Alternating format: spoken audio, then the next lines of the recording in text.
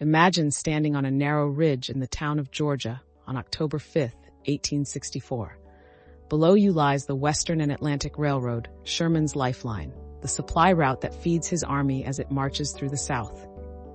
And guarding this critical choke point is a small Union garrison of just less than 2,000 men. This is the Battle of Allatoona Pass. Confederate General Samuel G. French had one goal: to cut off Sherman's supplies and force him to retreat. At dawn, his 3,300 men marched toward the pass, their artillery thundering, trying to crush the outnumbered Union defenders. Inside the fort, Union Colonel John Corse stood firm. Despite being outnumbered almost 2-1, Corse refused to surrender.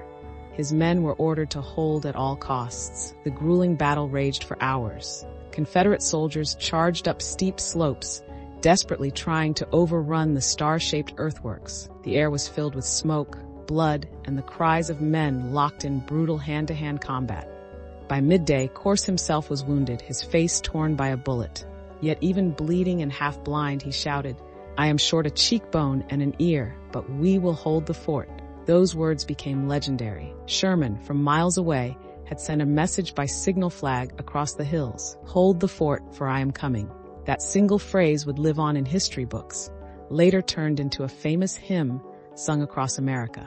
At last, after suffering significant losses and failing to break the defenses, French's Confederates withdrew. The Union held the pass. Sherman's supply line was saved. Mission success. But at what cost? Over 1,600 casualties.